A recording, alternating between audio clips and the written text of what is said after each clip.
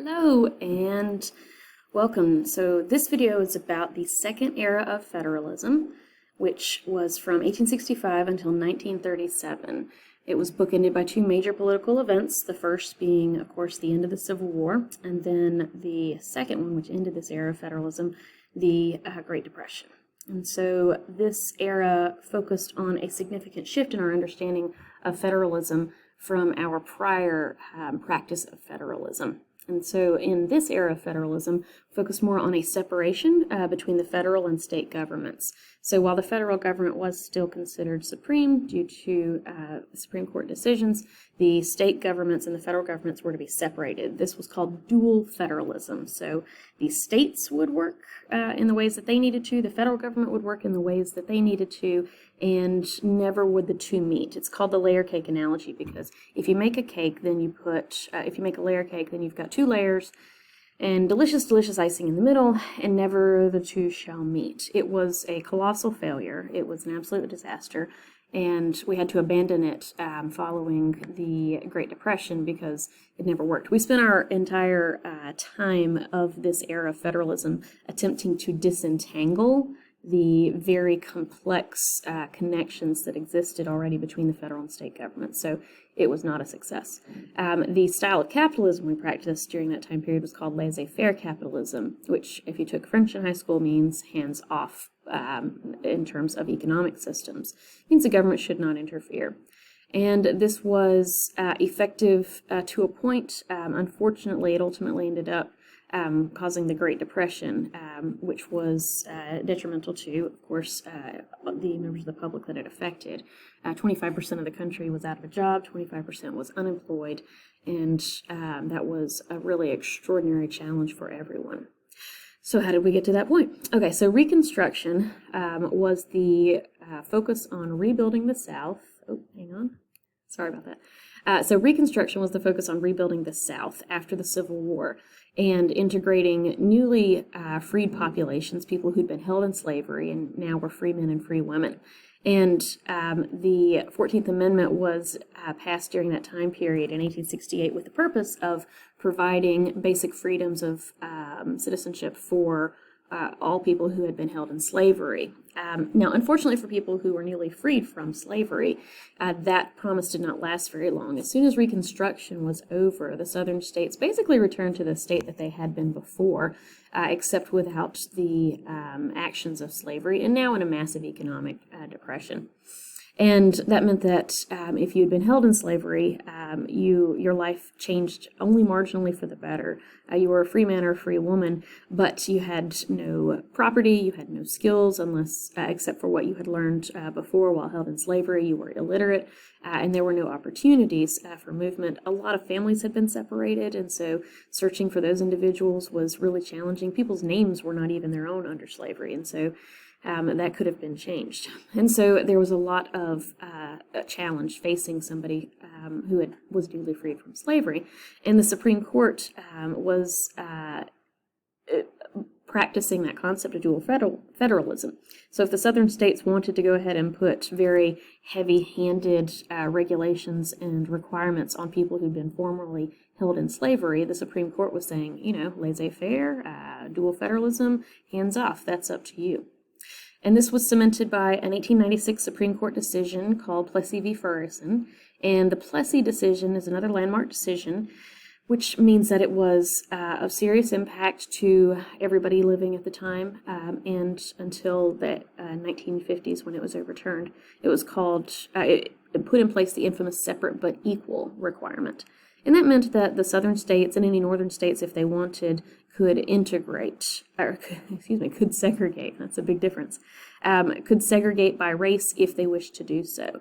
And this put in place significant barriers for people who had been newly freed from slavery and their children and their grandchildren, because the separation did indeed take place, but the equal aspect definitely did not.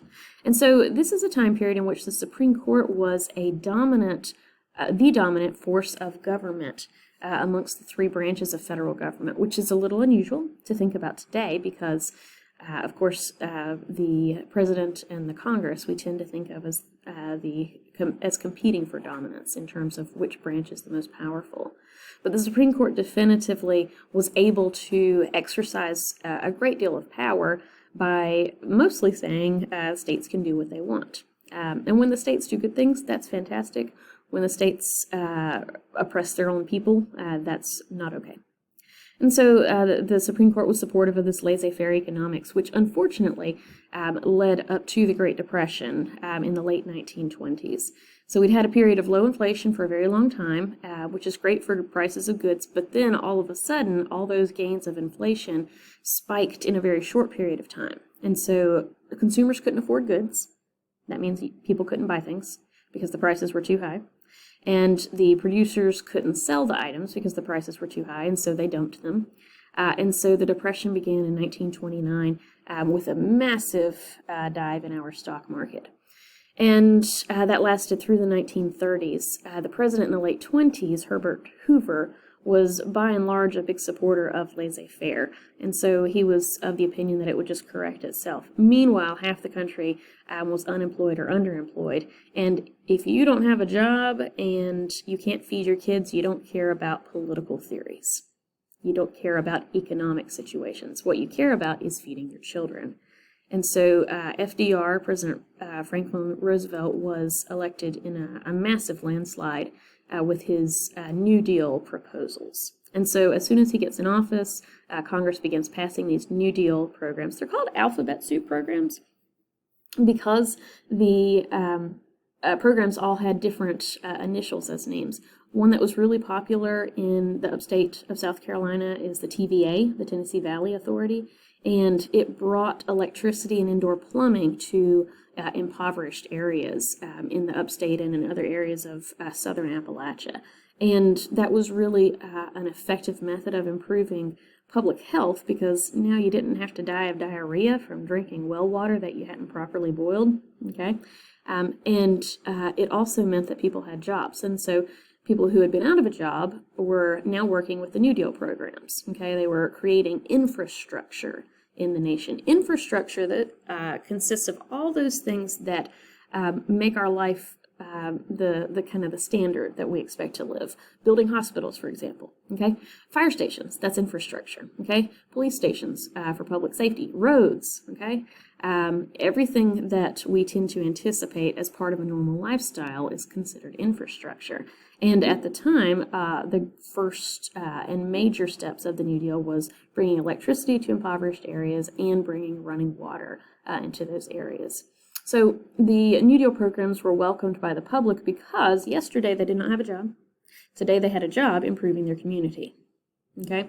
Unfortunately, for the members of the New Deal programs and also for FDR, the Supreme Court was really flexing their muscles, and their program was to overthrow each of these New Deal programs. And this really frustrated the public to no end because had no job yesterday, today I've got a job, and then the next day the Supreme Court says, nope, that's an unconstitutional program, you can't have it because of this concept of dual federalism and laissez-faire economics. And then all of a sudden you were out of a job, whereas yesterday you had one before. And so this really soured the public on the Supreme Court because they wanted the jobs to feed their family. And so FDR and Congress thought up an idea. How can we fix this? You can't change the justices on the Supreme Court. The only way a justice can leave the Supreme Court is if they retire or if there's a seat vacant because of a death. And so Congress and FDR created a pretty neat plan called the court packing plan. And the court packing plan was designed to add new justices to the Supreme Court. And of course, the president gets to appoint those justices. So we were going to go from 9 justices under this court packing plan to 13 justices. And that would ensure that the New Deal programs would be upheld as constitutional because FDR was going to appoint justices who had the similar concept of governance in terms of interpreting the Constitution as he did. And so the Supreme Court recognized kind of the writing on the wall, and they did something really extraordinary. One of the justices, Justice Roberts, switched his viewpoints. It had been a 5-4 split. The 5 were ruling in opposition to the New Deal programs, and then when he switched his votes, the 5-4 split was now upholding the vote, or upholding the legitimacy of the New Deal programs. And it was called the Switch in Time Saves Nine, which if you know anything about sewing, it's kind of a play on that. But basically, one person switched and it saved the 9 that we have on the Supreme Court. So the court packing plan was abandoned, and the New Deal programs continued on. The public was continually supportive of those programs. And ultimately, the supremacy of the Supreme Court was lost at that time. That's how they became less dominant, which is extraordinary, to be willing to give up power for what is viewed as the public good. And that gave them some benefits in the long run, gave them lasting goodwill. The Supreme Court is by far the most popular of the 3 branches of government, even to today, and a lot of that can date back to that response.